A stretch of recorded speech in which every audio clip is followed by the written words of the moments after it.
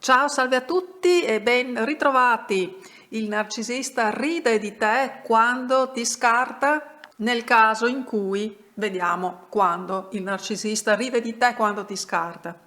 Intanto, se vuoi avvalerti di consulenze personalizzate, fallo con chi ha introdotto almeno il 90% delle tematiche sul narcisismo negli ultimi anni in maniera inedita e di cui si discute tanto oggi, dalla sessualità all'intimità con il narcisista, dalle dinamiche dello scarto provocato dal narcisista, tema anche questo da me introdotto, così come tutte le dinamiche del silenzio punitivo sconosciute prima di tu ed io, della comunicazione del narcisista, di come comunicare con lui e di come ferire un narcisista, di come destabilizzarlo e del blocco del narcisista sui social e migliaia di altri temi che hanno fatto scuola ai tanti coach e psicologi che vedi nel web a partire dal 2017, quando nessuno parlava di narcisismo e certamente non in maniera estesa, approfondita come ho fatto personalmente a partire da allora con migliaia appunto di temi inediti. Ti conviene quindi certamente affidarti alla fonte prima e non ai replicanti. Nonostante abbia fatto migliaia di video tutti gratuiti, tanti e tanti segreti li conservo però per te,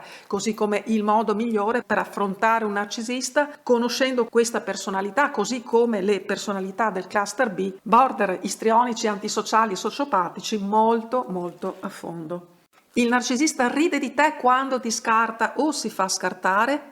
Sì, diciamo pure e seccamente sì. Il narcisista perverso e maligno certamente ride di te quando ti scarta o si fa scartare. Se non proprio se la ride, ti compatirà. Questo sì, ti penserà con compatimento. Il compatimento che dovresti avere tu e invece ce l'ha lui per te. Si dice ride bene chi ride ultimo, ma non si tratta nemmeno di fare questo.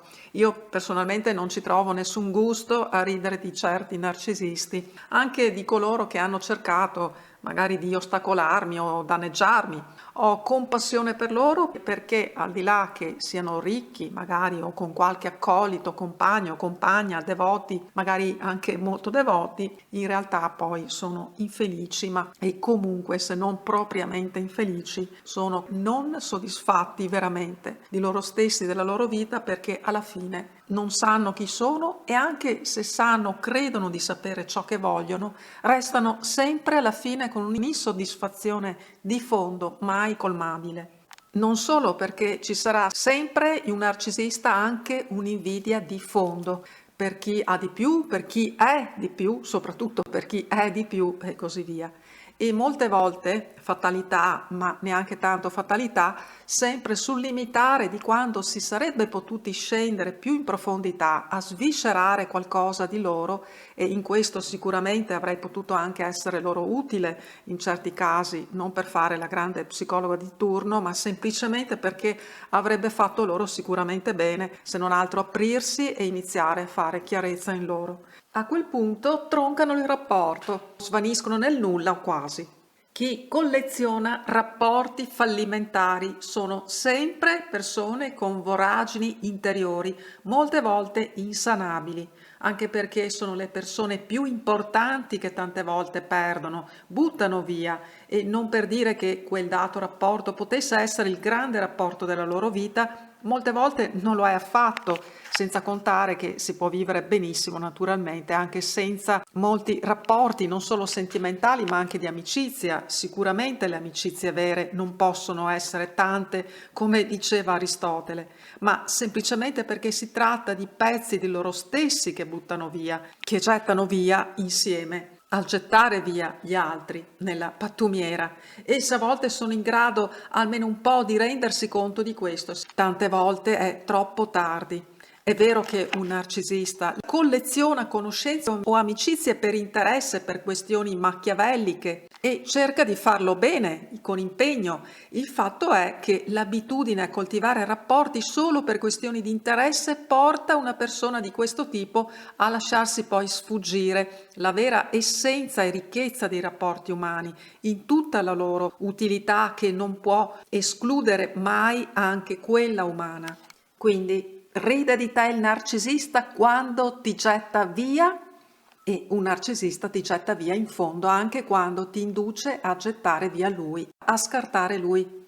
Sicuramente il narcisista prova soddisfazione in questo, nel gettarti via e nel dolore e nella sofferenza che tu provi, nella tua confusione, nella tua incredulità. E mi spiace dirlo per chi vuole comunque illudersi che un brandello di sentimento alberghi financo in un essere svalutante come lo è un narcisista. Ma è anche un senso di liberazione che accompagna il narcisista dopo lo scarto, quindi non è solo compatimento, è una sorta di compiacimento da parte sua, anche perché questo gli consente di potersi finalmente muovere in tutta libertà ed ampiamente nella sua nuova conquista o riconquista. Quindi risata in senso, se si vuole, metaforico, compiacimento sicuramente da parte del narcisista quando ti scarta o si fa scartare. A quel punto tu non hai più nessun valore per lui, sei meno di zero e difficilmente riprenderai quota a meno che il narcisista non cominci a dubitare di lui stesso, delle sue precedenti valutazioni su di te. E non basta per questo semplicemente cambiare stile di abbigliamento, darti alla carriera, arricchirti, non sempre è sufficiente, specie se la tua immagine si è fossilizzata in lui. Non tutti i narcisisti fanno infatti orbiting e spiano sui social, magari lo fanno all'inizio, appena chiusa la relazione, ma se le loro fonti di approvvigionamento sono molteplici, il narcisista si focalizzerà su quelle che a lui prudono di più. Soprattutto è lui stesso il narcisista però ad essere fossilizzato, sclerotizzato, irrigidito in se stesso. Il narcisista è una delle personalità in assoluto più fossilizzate e sclerotizzate quanto prevedibili, così che tanto più lui è sclerotizzato in se stesso, tanto più penserà a te nello stesso modo, come statica, mummifica, soprattutto in termini di personalità. Perché prima di tutto un narcisista ti percepisce a partire dalla tua personalità, a conti fatti, alla fine di tutto status sociale compreso, ricchezza, fama, che certo, ma se non hai la giusta personalità non potrai avere comunque presa su un narcisista. Generalmente perlomeno è così e questo spiega come mai tanti narcisisti si lasciano prendere da donne, lo leggiamo anche nei commenti tra l'altro, no? La nuova è bruttina, è senza arte né parte, è una scappata di casa e così via.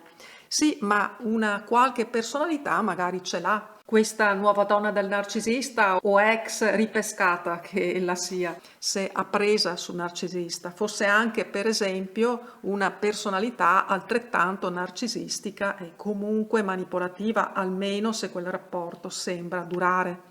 Poi è chiaro che se al narcisista interessa particolarmente il denaro, il mettersi in vista e così via, sì, ci sta che possa per così dire accontentarsi.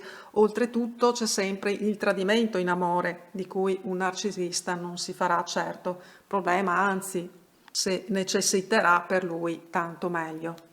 Pensi che il narcisista abbia riso di te o lo stia facendo? Felicissima di leggerti, di averti tra noi. Ti abbraccio forte e ci sentiamo presto. Ciao, ciao, ciao.